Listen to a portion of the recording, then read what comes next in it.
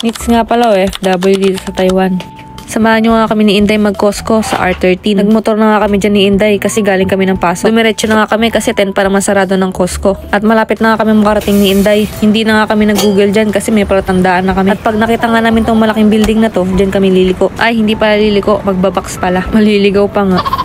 Pwede rin pala kayo dito mag-trend. Pag galing kayo ng R19, baba lang kayo sa R13. Tapos lipat kayo ng green lane. Sakay kayo C24, baba kayo C25. Isang estasyon lang naman kaya malapit lang. Pero kung masipag kayo, pwede nyo namang lakarin para hindi na kayo sumakay sa green lane. 13 to 15 minutes nga lang ito pag nilakad. Pag galing kayo ng R13. Exit 1 or exit 2, pwede naman. Ito lang pala i-search nyo sa Google. Lalabas na ito agad sa map nyo. At kung gusto mo naman motorin, pwedeng pwede. Basta may lisensya ha. 15 to 20 minutes nga lang biyahe pag nakamotor. Depende rin yan sa stoplight.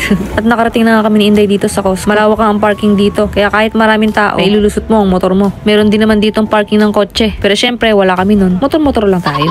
At bago nga kayo makapag-Costco, dapat member din muna kayo dito. Punta nga lang muna kayo sa customer service. Dito lang naman yan sa may harapan. Ang ginawa ko nga dyan, nagpa-digital app na ako sa Costco. Para kapag hindi ko dala yung card ko, ito na yung gagamitin ko pang barcode. 1,300 NT nga pala magpa-register dito sa Costco para makapag-apply ka ng membership card. Magpipill up ka lang naman at ipapakita mo yung ARC mo. Favorite nga namin pumunta dito ni Inday kapag gabi. Dito na rin kasi kami naghahaponan.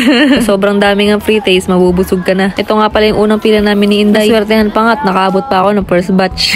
Wawa naman yung nasa likod ko, hindi nakakuha.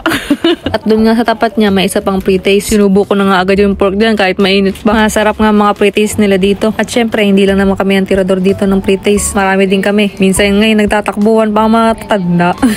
Meron nga rin ditong mga cake. Pero syempre, ang kukunin ko, ang favorite kong tiramisu. At meron nga sila ditong bagong benta. May donut. 299 NT, siyam na piraso na. Medyo pricey nga lang. Ay, bago lang to, no? Round 2.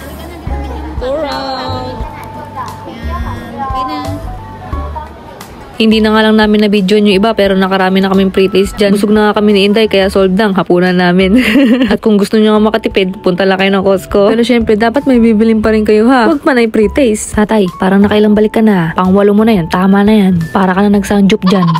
At sinubukan nga rin namin itong fish. Masarap naman, lasang fish. Piniritong fish.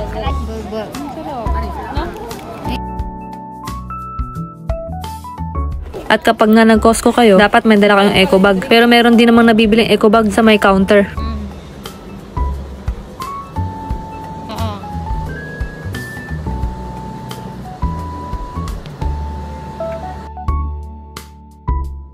At natapos na kami dyan ni Inday. Pag nga si Inday ang kasama ko, matagal siyang mamili talaga. Ang dami niya kasing tinitignan pero hindi naman niya binibili. At pagkatapos niyo nga mamili, pwede kayo dumiretso dito sa food court. Ang gusto sana namin bilhin ni Inday ay fried chicken. Pero ubos na nga ito kasi anong oras na rin nan. Kaya yung binili lang namin, yung bago nilang benta ngayon, yung cookies. 64 NT nga ang isa nito. Ang sarap nga nito, may init-init pa at bagong luto. At ang kagandahan nga dito, may pang blend nga rin dito sila ng kape.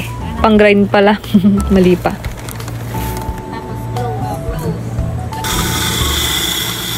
At habang naghihintay nga, kain muna kami ng cookies. Cookies ni Inday.